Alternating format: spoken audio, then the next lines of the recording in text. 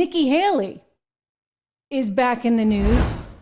I'm stunned by Nikki Haley. I got to tell you, like, how does this woman get away with using rhetoric like this? The things that she said, I'm telling you, if Donald Trump said this, in 2 seconds, they would eat him up and spit him out. It would be all over the cable news, airwaves. Oh my gosh, can you believe he used that kind of language? You don't use that kind of language when you're referring to elections.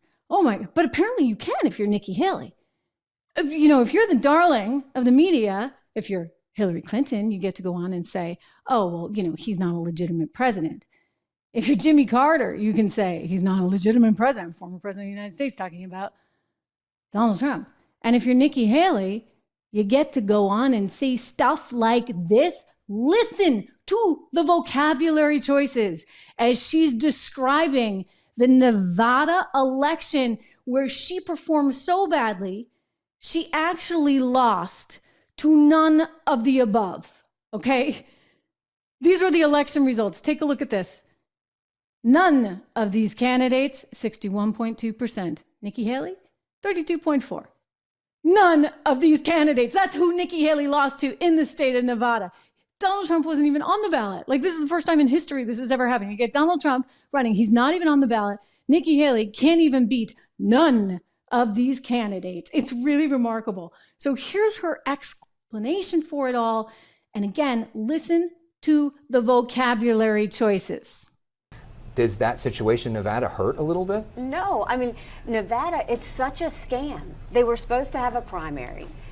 Trump rigged it so that the GOP chairman, who's been indicted, would go and create a caucus. We knew months ago that we weren't going to spend a day or a dollar in Nevada because it wasn't worth it. Mm-hmm. And so we didn't even count Nevada. That wasn't anything we were looking at. We knew that was rigged from the start. Sure. Our focus is on South Carolina, Michigan, Super Tuesday. So if you look what we did in Iowa and you look what we did in New Hampshire, we're continuing to grow. That's what matters, I think, more than anything else. But look at what happened.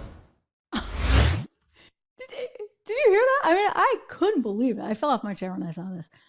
What kind of language is that, lady? Really?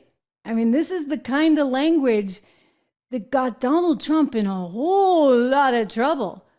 Are you somehow undermining our system? I mean, when you say words like that, they're pretty darn loaded, are they not? Super loaded.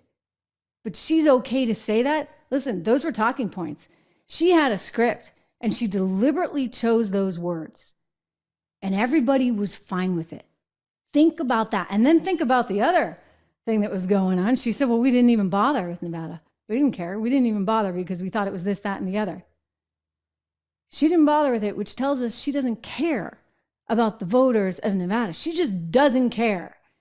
What happened to the woman who's like, I'm in it for everyone. I'm in it for everyone. I care about everybody in this country. I want to make sure you have a voice. Well, not if you live in Nevada.